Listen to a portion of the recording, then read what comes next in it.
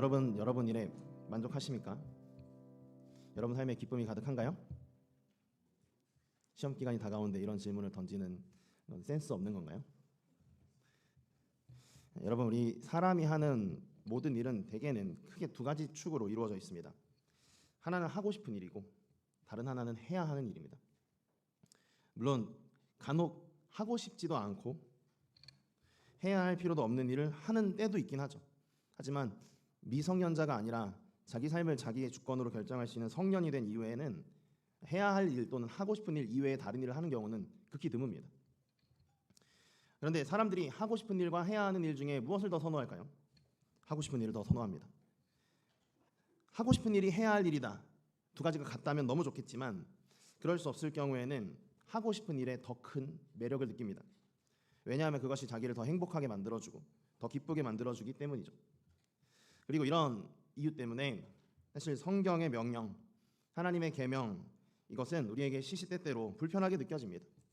섬기고 사역하고 훈련하고 봉사하고 이런 것들을 해야 하는 일로 알고는 있는데 하고 싶지 않은 것들로 가득하기 때문에 이런 것들을 명하는 하나님의 율법은 우리를 기쁘고 행복하게 하기보다는 괴롭히는 말씀으로 여겨질 때가 더 많습니다.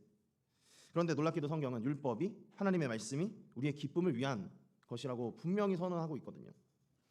율법의 핵심은 서로 사랑으로 섬기는 건데 그 사랑으로 섬기는 그것은 우리에게 기쁨이 충만하게 하기 위함이라고 분명히 선언하고 있습니다. 요한복음 15장 10절에서 11절에 이렇게 되어 있습니다. 12절까지 이렇게 되어 있습니다. 내가 아버지의 계명을 지켜 그의 사랑 안에 거하는 것 같이 너희도 내 계명을 지키면 내 사랑 안에 거하리라. 내가 이것을 너희에게 이름은 내 기쁨이 너희 안에 있어 너희 기쁨을 충만하게 하려 함이라. 내 계명은 곧 내가 너희를 사랑한 것 같이 너희도 서로 사랑하라 하는 이것이니라. 서로 사랑하는 그 삶 참 좋아 보이지만 쉽지 않은 삶이죠. 그런데 그 삶을 온전히 기쁨이 충만하기 위하여서 주셨다고 말씀하시는데 좋기야 좋지만 하기가 너무 어려우니 정말 기쁠까? 정말 행복할까? 머리로는 이해가 되기도 하면서도 사실 삶으로는 공감이 안 되는 대표적인 말씀 가운데 하나이죠. 오늘부터 저는 룻기 3장 후반부의 말씀을 여러분과 함께 사랑이라는 주제로 나눠보려고 합니다. 그리고 오늘은 특별히 기쁨을 위해서 주신 이 사랑의 계명이 왜 우리에게는 기쁘게 느껴지지 않는지 그 원인을 진단하고 주님이 우리에게 주는 해결책이 무엇인지, 주님이 우리에게 주려고 하시는 도움은 무엇인지 같이 한번 살펴보기를 원합니다. 첫 번째로 볼 것은 우리의 순종에 기쁨이 없는 이유입니다. 자, 함께 13절 가운데 후반부를 자막을 통해서 읽어보시도록 하겠습니다. 같이 읽어보겠습니다. 시작.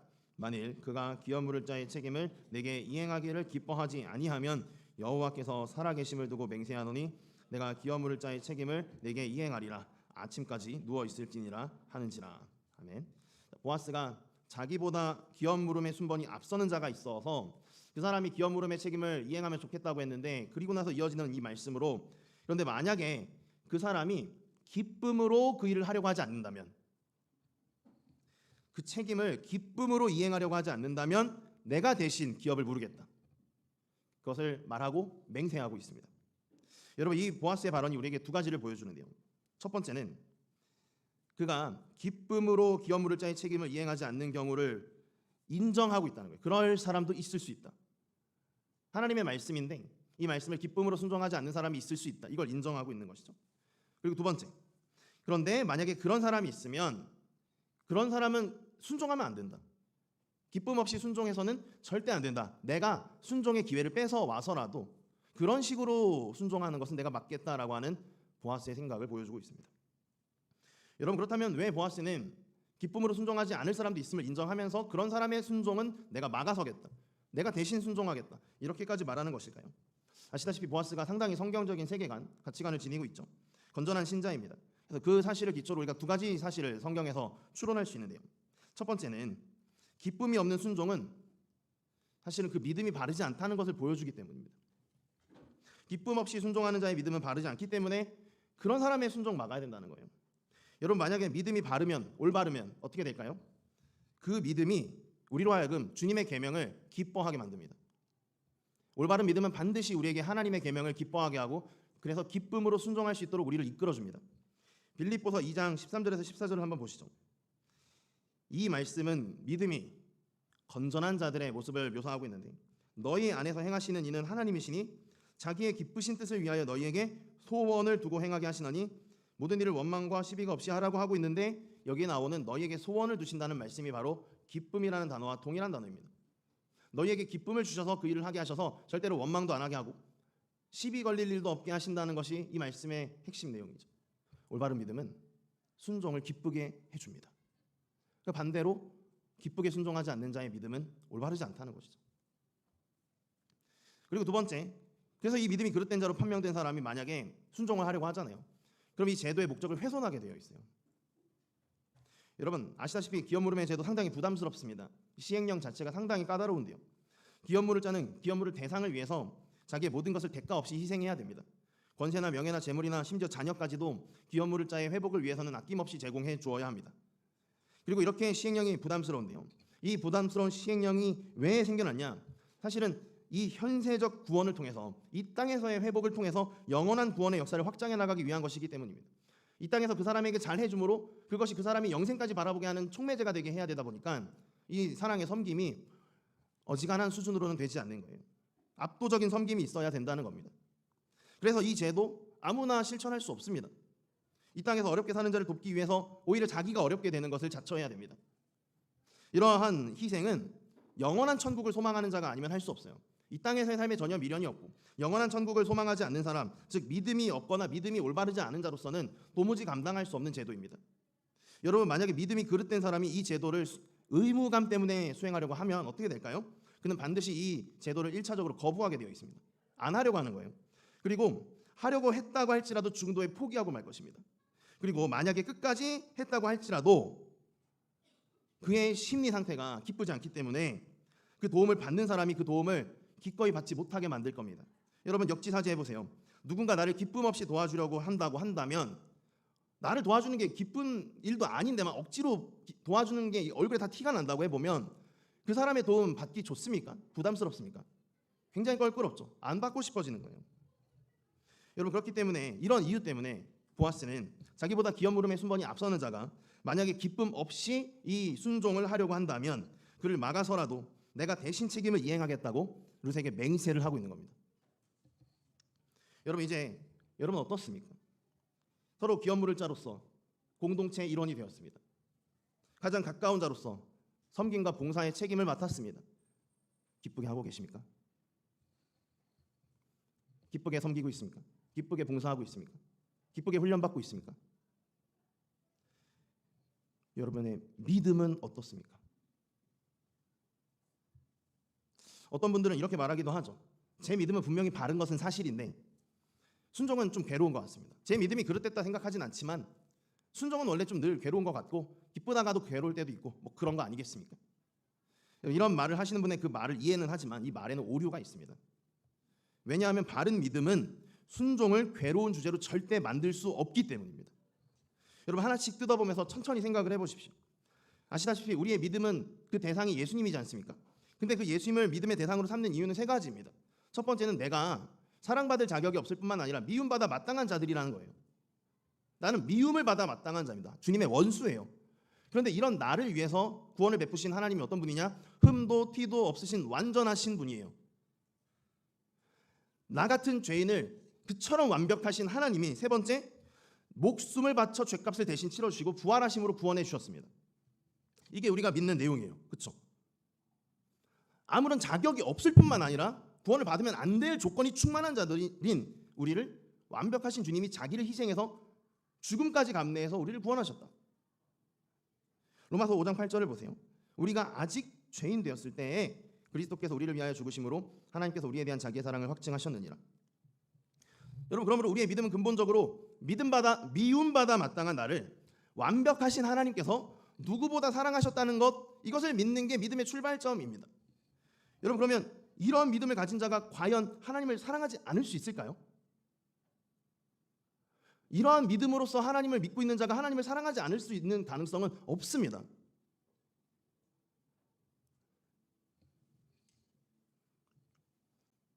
그래서 바울은 믿는 자는 곧 사랑하는 자라고 설명하는 거예요.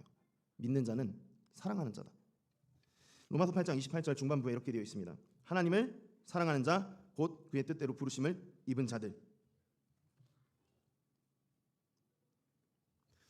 여러분 그리고 이 하나님을 향한 사랑, 올바른 믿음이 반드시 우리에게 가지게 해주는 하나님을 향한 사랑은 하나님의 뜻인 계명을 기쁘게 만들어줍니다.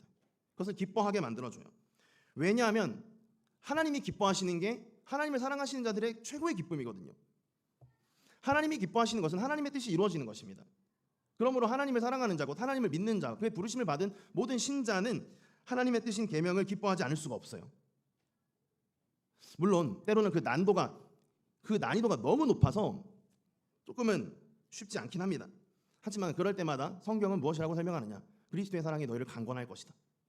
그 크신 그리스도의 사랑이 너희를 강력히 권할 것이다. 고린도후서 5장 14절부터 15절의 말씀을 들어보시길 바랍니다. 그리스도의 사랑이 우리를 강권하시는도다.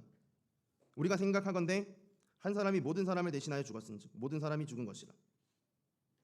그가 모든 사람을 대신하여 죽으심은 살아있는 자들로 하여금 다시는 그들 자신을 위하여 살지 않고 오직 그들을 대신하여 죽었다가 다시 살아나신 이를 위하여 살게 하려 함이라.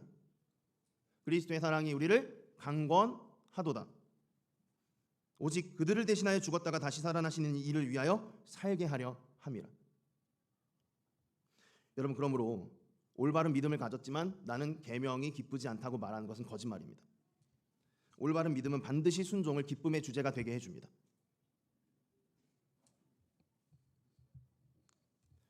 여러분, 그렇다면 이제 지금까지 순종에 전혀 기쁨이 없었던 우리의 믿음이 뭐였는지 도대체 돌아봐야 됩니다. 직면하기엔 두렵지만 직면할 땐 직면해야 됩니다. 여러분, 혹시 내가 미움받아 마땅한 사람이란 걸 부정한 거 아닙니까? 내가 왜 미움받아 마땅해? 나도 사랑받을 만한 자지. 근데 성경은 분명히 우리를 그리스도의 원수였다고 설명하지 않습니까? 여러분이 친구들한테는 사랑받을 만할 수 있습니다. 여러분이 이웃들에게 사랑받을 만할 수 있고 여러분 가족들에게 사랑받을 만할 수는 있습니다. 그러나 여러분은 원래 그리스도에게는 사랑받을 만한 자들이 전혀 아니었습니다. 로마서 3장 10절에서 18절에 분명히 이렇게 말씀하고 계시죠. 기록된 바 의인은 없나니 하나도 없으며 깨닫는 자도 없고 하나님을 찾는 자도 없고 다 치우쳐 함께 무익하게 되고 선을 행하는 자는 없나니 하나도 없도다. 그들의 목구멍은 열린 무덤이요 그 혀로는 속임을 일삼으며 그 입술에는 독사의 독이 있고 그 입에는 저주와 악독이 가득하고 그 발은 피 흘리는데 더 빠른 자 파멸과 고생이 그 길에 있어 평강의 길을 알지 못하였고 그들의 눈앞에 하나님을 두려워함이 없느니라 함과 같으니라.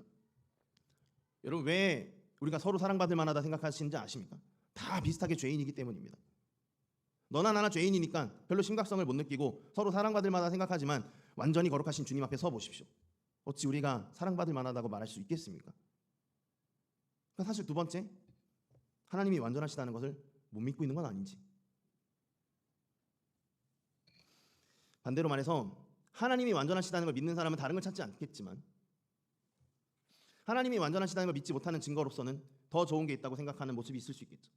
하나님 없어도 이건 있어야 되라고 생각하는 것들 말입니다. 그것이 바로 우상이죠. 돈이나 명예나 권세나 외모나 실력이나 그 무엇이 되었든지 말이죠.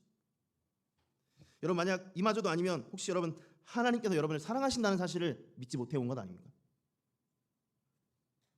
자기 독생자 예수 그리스도보다 우리를 아껴주시는 하나님 아버지의 사랑이 분명히 성경에 기록되어 있고 기록된 대로 이루어졌는데도 하나님의 사랑을 못 믿어온 것 아니냐는 겁니다. 여러분, 이 시간 우리의 순종에 기쁨이 없다면 믿음을 고쳐야 됩니다. 여러분, 특별히 기업물을 책임을 맡은 분들, 목사인 저부터 시작해서 간사님들, 리더님들, 임원들, 팀장들 돌아보길 바랍니다. 외면하지 마시고요. 도대체 뭘 믿고 있는지 말로 고백하는 게 중요한 게 아니고 내 마음이 정말 그것을 온전히 수용하고 있는지 돌아봐야 됩니다. 그리고 이외에 여러 모든 분들도 돌아보시기 바랍니다. 나는 과연 기쁨으로 섬기고 있는가? 만일 아니라면 나는 정말 바르게 믿고 있는 거 맞는가?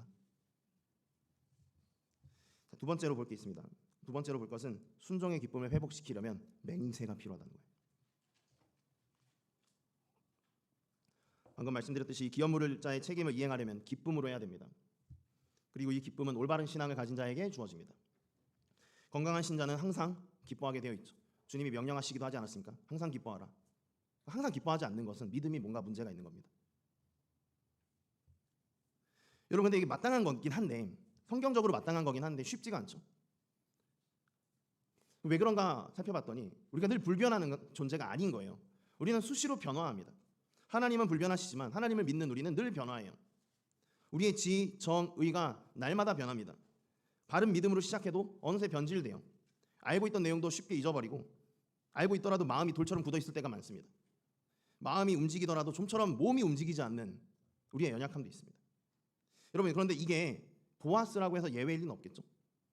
보아스도 역시 사람이지 않습니까? 그런데 보아스와 우리 사이에는 한 가지 차별점이 있어요. 그것은 그가 이 문제를 미리 예견했고, 그 예견된 문제인 기쁨의 상실을 방지하기 위해서, 도리어 순종하는 데 기쁨이 회복되게 하기 위해서 맹세를 세웠다는 겁니다. 13절을 함께 보시기를 바랍니다. 이 밤에 여기서 머무르라. 아침에 그가 기업 물을 자의 책임을 내게 이행하면 하려 하면 좋으니 그가 그 기업 물을 자의 책임을 행할 것이니라. 만일 그가 기업 물을 자의 책임을 내게 이행하기를 기뻐하지 아니하면, 같이 읽어보시죠. 여호와께서 살아계심을 두고 맹세하노니 내가 기업 물을 자의 책임을 내게 이행하리라. 보시다시피 보아스가 여호와의 살아계심을 두고 맹세했습니다. 여러분, 맹세란 무엇입니까? 맹세는 혼자만의 다짐으로는 이루어지지 않기 때문에 다른 이들 앞에서 뭔가 중요한 것을 걸고 약속을 하는 겁니다. 만약에 내가 A를 하지 않으면 B를 포기하겠다. 이것을 증인들 앞에서 공언하는 것, 이게 맹세이죠. 여러분, 그렇기 때문에 오늘 보아스의 맹세를 보건대 보아스는 룻을 증인으로 해서 하나님의 살아계심을 담보로써 맹세를 세운 것으로 보입니다. 하나님이 살아계시다는 걸 담보로 걸었다. 이 말은 무슨 말이냐? 내가 만약에 이 맹세를 어기면 하나님은 죽는다는 거예요. 그런데 하나님 죽으실 수 있습니까? 없죠. 그래서 사실 이 말은 무슨 말이냐면요, 여호와 신앙을 내가 버리겠다는 거예요. 내가 만약 이 맹세를 어기면 나 믿음 버리겠다. 살아계신 하나님을 믿는 믿음을 버리는 것으로 내 맹세에 담보물을 걸겠다. 엄청난 담보물 아닙니까? 왜냐하면 보아스는 철저히 믿고 있기 때문입니다. 나는 믿음으로 구원받는다. 나는 영생의 소망이 믿음에 있다는 걸 믿는 그 사람이잖아요. 그 사람이 믿음을 포기하겠다. 그것은 사실 가장 위대하고 중요한 것을 담보물로 건 것이죠. 여러분, 이로 보건대 보아스가 이날 맹세한 게 얼마나 엄중한 맹세였는지를 확인할 수 있습니다. 영생의 소망, 자기 믿음을 담보로 걸었어요. 그는 그렇게 해서라도 기쁘게 순종하려고 한 것입니다. 여러분, 그에 비해서 우리의 모습은 어때요? 지금처럼 기쁨 없이 순종하고 있는데, 지금껏 기쁨 없이 순종해온 이 문제를 해결하기 위해서 단 한 번이라도 영생의 소망을 담보물로 걸어보신 적이 있나요? 나 이번에 이거 어기면 천국 안 가도 좋아. 이런 마음으로 한 번이라도 맹세해 보셨나요?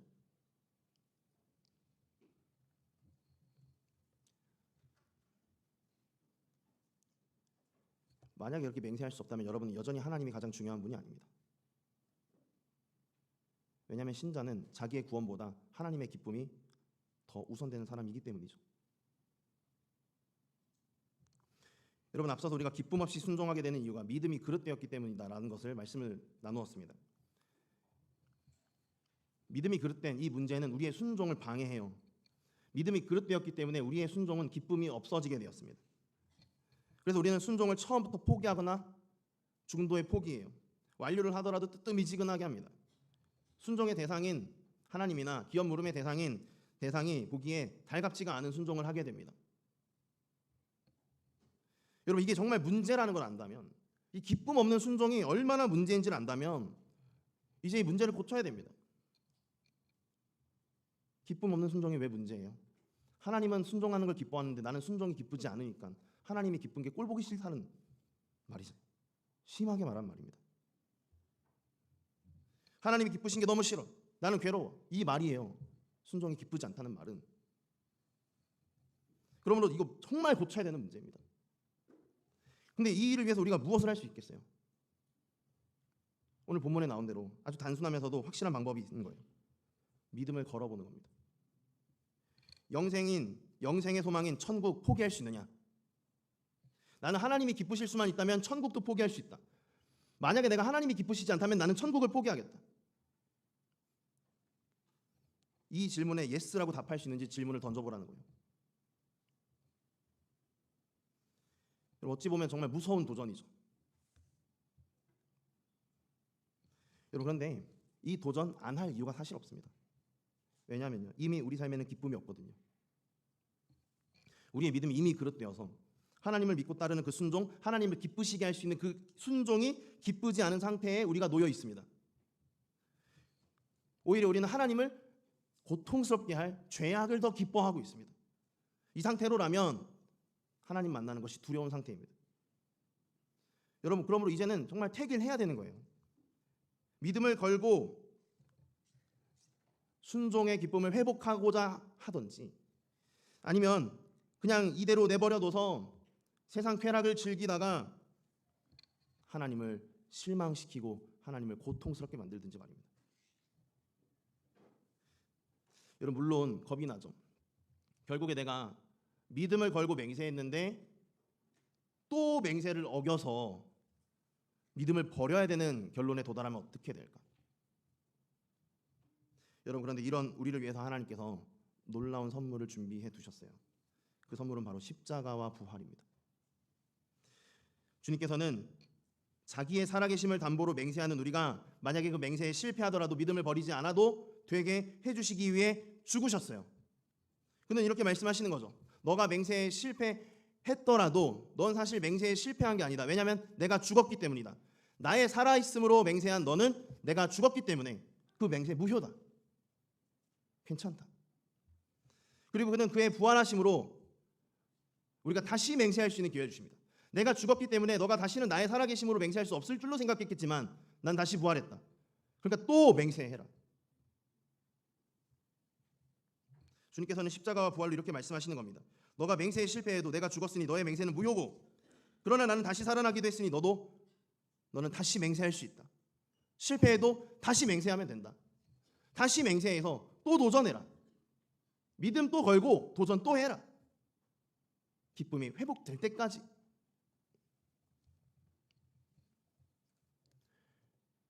여러분, 한 번 맹세한 것 어기면 끝입니다. 그런데 주님은 이 맹세가 영원히 지속될 수 있게 해주셨습니다.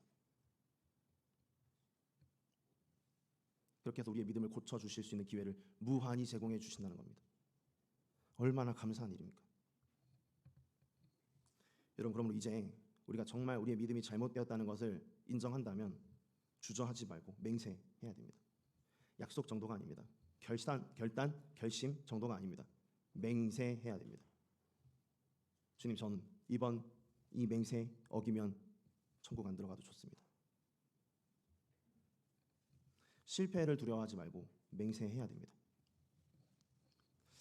어떤 분들은 성경이 서약이나 맹세를 금하고 있는 거 아니냐, 분명히 예수님이 맹세하지 말라고 말씀하시지 않았냐 이렇게 물어보기도 합니다. 그런데 성경이 금하는 맹세는 순종과 관련된 맹세가 아니라 자기를 옳다고 입증하기 위한 맹세를 금하고 있습니다. 나는 옳다, 내가 지금 했던 이 말은 옳다라는 것을 입증하기 위한 맹세를 금하는 거예요. 야고보서 5장 12절을 보십시오. 내 형제들아, 무엇보다도 맹세하지 말지니 하늘로나 땅으로나 아무 다른 것으로도 맹세하지 말고 오직 너희가 그렇다고 생각하는 것은 그렇다 하고 아니라고 생각하는 것은 아니라 하여 정죄 받음을 면하라. 여기서 금지하고 있는 맹세는 너가 맞다고 생각하는 건 그냥 맞다고 하고 틀리다고 생각하는 건 그냥 틀리다고 해라고 하는 것을 볼 때 옳음을 입증하기 위한 맹세를 금하고 있는 거죠. 오히려 성경은 순종을 담보하기 위한 맹세는 적극적으로 권하고 있습니다. 신명기 10장 19절 20절을 보십시오. 너희는 나그네를 사랑하라. 전에 너희도 애굽 땅에서 나그네 되었습니다. 내 하나님 여호와를 경외하며 그를 섬기며 그에게 의지하고 그의 이름으로 무엇하라? 맹세하라. 맹세하라. 순종해라. 나그네를 사랑해. 그 명령에 순종해. 그거 순종하기 위해서 너 맹세해 라고 하고 있는 겁니다. 하나님께서는 우리가 이처럼 맹세를 해서라도 순종이 얼마나 기쁜 것인지를 깨닫기까지 회복시켜 주시기를 원하고 계시는 겁니다. 여러분, 사실 그래서 지금까지 우리가 여러 가지 서약을 하지 않았습니까? 우리 여러 가지 맹세했어요. 사실 여러분, 훈련 받을 때 훈련 서약 하셨죠? 리더로 설 때 리더 서약 하셨습니다. 왜 서약했어요? 왜 맹세한 거예요? 힘든 거니까, 쉽지 않은 거니까. 그런데 기쁨으로 하고 싶으니까 맹세한 거예요.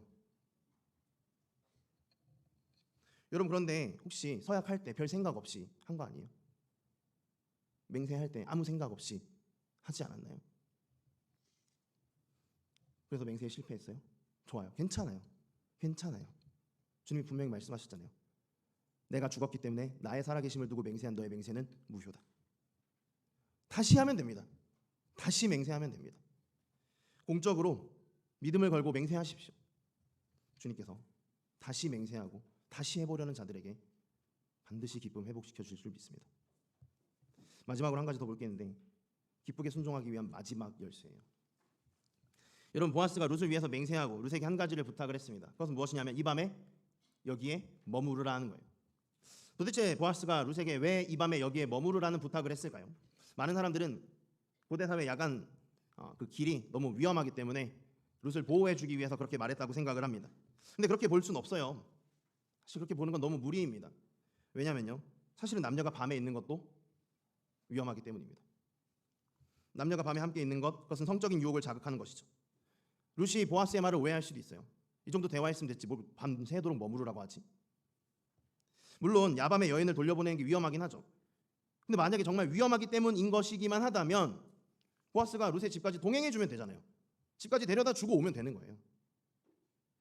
그러니까 여기 머무르라고 한 것은 단순한 보호의 목적이라고 볼 수 없습니다. 도리어 이런저런 추론 중단하고요, 성경이 뭐라고 말하고 있는지를 보면 되는데 14절을 같이 한번 읽어보겠습니다. 시작. 룻이 새벽까지 그의 발치에 누웠다가 사람이 서로 알아보기 어려울 때에 일어났으니 보아스가 말하기를 여인이 타작마당에 들어온 것을 사람이 알지 못하여야 할 것이라 하였습니다. 본문이 무엇이라고 합니까? 타작마당에 여인이 들어온 것을 아무도 모르게 해야 되기 때문에 룻이 새벽에 집에 갔다라고 설명하고 있는 거예요. 여러분, 그렇다면 일단 왜 타작마당에 여인이 들어온 것, 룻이 들어온 걸 들키면 안 되죠? 들키는 순간 기업 물음의 책임을 이행할 기회가 사라집니다. 생각해 보세요. 밤에 만약에 룻이 혼자 가든 보아스가 데려다 주든 어떻게든 막 이동을 하게 되면은 소리가 나잖아요. 근데 밤에는 원래 다 자는 쥐죽은 듯이 조용한 시간대인데 소리가 바스락바스락 쿵쾅쿵쾅 나면은 예민한 사람들 몇 명은 깰 겁니다. 그리고 나와서 확인하겠죠. 그럼 들키는 거예요. 그럼 어떻게 됩니까? 룻이 가늠한 여인으로 취급되어서 돌로 쳐 죽임을 당하거나 사회적으로 추방당할 수 있습니다. 그러면 보아스가 기업물을 책임을 이행하려고 해도 이행할 대상이 없으니 안 되겠죠. 근데 반대로 만약에 새벽에 움직이면 어떻게 될까요? 새벽에는 사람이 그래도 활동할 수 있는 시간이기 때문에 움직이느라 바스락바스락 소리가 나더라도 그게 왜요? 지금 누구야 하면서 일어나가지고 확인할 사람은 없습니다. 그리고 아직은 어둡기 때문에 누가 나오더라도 쉽게 식별하기는 어렵죠. 게다가 새벽이기 때문에 룻이 혼자 이동할 수 있습니다. 위험하지 않다는 거죠. 그렇기 때문에 새벽이란 들키지 않고 이동할 수 있는 최적의 시간입니다. 그래서 오늘 본문에 알아보기 어려울 때 이동했다라는 표현이 나오는 거예요. 누구도 룻이 여기에 왔다는 것을 알아볼 수 없을 것이다. 여러분, 그리고 이렇게 새벽에 그녀가 떠나게 되면은 아무도 룻이 타작마당에 들어왔다는 것을 모르기 때문에 보아스가 그의 맹세를 지키는 일에 있어서 아무런 방해 요소가 없게 됩니다. 그래서 보아스가 나 맹세를 지키고 싶기 때문에 오늘 밤에 너 여기 머물러야 된다고 부탁을 한 거예요. 만약에 룻이 그 말을 듣고 그 말대로 안 했으면 보아스는 절대 맹세를 이행할 수 없었을 겁니다. 그녀 스스로 보아스가 제공한 선의를 거절한 꼴이 되는 거예요. 여러분, 그러면 이게 무엇을 보여줍니까? 기쁘게 순종하기 위해 맹세를 한 사람이 있다면 그 맹세가 성공할 수 있으려면 상대방의 도움이 필요하기 때문에, 특별히 상대방이 맹세한 자의 말에 순종해 주는 것이 꼭 필요하기 때문에 순종해 줘야 된다는 거예요. 여러분도 한번 경험 없으십니까? 내가 도와줄게. 근데 내가 도와주려면 너가 이걸 해줘야 되거든. 이거 꼭 해줘. 그럼 내가 이제 너 그렇게 했으면은 그 다음에 내가 이거 해줄게. 꼭 부탁한 대로 해줘야만 내가 선의를 베풀 수 있는 거죠. 여러분, 그런데 오늘 우리 그렇게 하고 있습니까? 여러분, 여기에는 여러분들 돌보기 위해서 직분을 맡은 사람들이 있습니다. 간사님들, 리더님들, 또 임원들, 팀장님들, 또 저나 우리 부장님이나 부감님이나 여러분 섬기기 위해서 이 자리에 있는 사람들 많습니다. 근데 이분들이 여러분을 돌보기 위해서 요구하는 것들이 있습니다. 이것 좀 해주십시오. 이것 좀 합시다. 그 말 귀 담아 듣고 있어요? 그 말을 액면 그대로 받아들이고 순종해주고 있나요? 혹시 여러분이 너무 자주 아무리 말해도 들어주지 않았기 때문에 아무런 말도 못 꺼내는 상태가 되어버린 그런 분 혹시 없습니까? 여러분, 만약에 그렇게 하고 있다면 성경의 명령을 들으셔야 됩니다. 히브리서 13장 17절입니다. 너희를 인도하는 자들에게 순종하고 복종하라. 인도하는 자들이 누구예요? 봉사하는 자들이죠. 섬기는 자들이죠. 돌보는 자들입니다. 너희를 인도하는 자들에게 순종하고 복종하라. 그들은 너희 영혼을 위하여 경성하기를 자신들이 청산할 자인 것 같이 하느니라. 좀 말이 어렵지만 너희 영혼을 내가 책임진다라는 마음으로 이 일을 하고 있는 자들이란 뜻이에요. 그들로 하여금 즐거움으로 이것을 하게 하고 근심으로 하게 하지 말라. 그렇지 않으면 너희에게 유익이 없느니라. 그렇기 때문에 누군가 공동체를 돌보겠다고 옆에 있는 사람을 책임지고 섬기겠다고 맹세까지 한 그 사람이 요청한 것을 들어주지 않을 때에는 그 사람을 상심하게 하는 죄를 짓고 심지어 자기 스스로 손해를 불러들인 어리석은 일을 한 것입니다. 물론 때로는 여러분을 돕겠다고 말하는 사람들이 못 믿어올 수 있고요. 부족할 수 있습니다. 그래도 그들을 믿어주고 그 부족함을 이해해주고 그들에게 순종하는 것이 중요합니다. 왜냐하면 그것이 바로 그들을 통해 우리를 돌보고자 하신 하나님에게 복종하는 태도이기 때문입니다.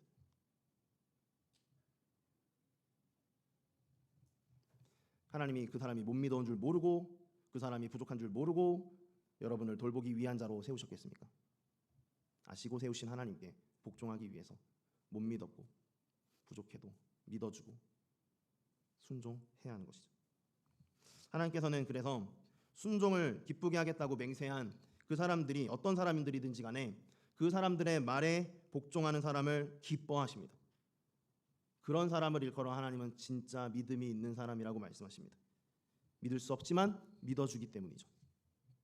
여러분, 이제는 기쁘게 순종하는 일을 완성하는 마지막 열쇠가 그 순종을 맹세한 당사자에게 있지 않고 바로 나에게 있다는 사실을 인정하고 내가 그 마지막 열쇠를 돌려주기 바랍니다. 하나님께서 반드시 복으로 넘치는 복으로 갚아주실 줄 믿습니다. 말씀 정리하겠습니다. 오늘 우리는 하나님의 말씀이 우리의 행복을 위한 것이라는 사실을 믿지 못하는 우리의 이유가 무엇인지 살펴보고 해결책을 두 가지 방향, 나 자신과 상대방의 입장에서 살펴봤습니다. 여러분, 이제는 이 들은 말씀대로 우리의 믿음이 그릇되었다는 것을 인정하고 그 믿음을 고치기 위해서, 즉 회개하기 위해서 믿음을 걸고 맹세해야 됩니다. 그리고 누군가 그런 맹세를 했다면 그 맹세가 성공할 수 있도록 그들을 따라줌으로 도와줘야 됩니다. 그렇게 함으로 이 공동체 안에 순종하는 기쁨이 회복되도록 함께 힘을 써야 됩니다. 말씀 마무리하면서 저는 우리가 다시 한번 맹세하기 위해서 맹세의 가치를 한번 여러분에게 말씀드리기를 원합니다. 여러분, 의외의 말로 느껴지실지 모르겠지만 사람들은 기쁨을 얻기 위해 다양한 일들을 하지만 그 가운데 가장 확실하다고 여겨지는 것 중에 하나가 맹세입니다. 사람들은 대개 기쁨을 확보하고 더 확장시키기 위해 맹세, 서약을 합니다. 예컨대 사람들은 인생 최고의 기쁨을 얻은 순간인 결혼이라는 자리에서 그 기쁨을 영원히 간직하고 더 키우기 위해서 혼인 서약을 합니다. 혼인 서약뿐만 아니라 우리는 똑같은 이유로 신앙에 있어서도 세례 받을 때 서약을 합니다. 하나님이 우리에게 베풀어 주신 최고의 감격인 구원의 감격을 얻은 그 순간 그 기쁨을 영원히 간직하고 더욱 키워가기 위해서 우리는 공동체 앞에서 세례의 서약을 맺습니다. 그리고 바로 이 서약들을 수행할 때 우리는 정말로 행복해집니다. 오늘 이 기대감을 가지고 주님 앞에 맹세하는 고백으로서 찬양을 불러드리기를 원합니다. 만약에 아직도 기대감이 생기지 않으신다면 찬양하는 가운데 시편 51편 10절에서 12절 말씀을 마음속에 되뇌이면서 같이 찬양했으면 좋겠습니다. 하나님이여, 내 속에 정한 마음을 창조하시고 내 안에 정직한 영을 새롭게 하소서. 나를 주 앞에서 쫓아내지 마시며 주의 성령을 내게서 거두지 마소서. 주의 구원의 즐거움을 내게 회복시켜 주시고 자원하는 심령을 주사 나를 붙들어 주소서. 우리 같이 찬양하시겠습니다.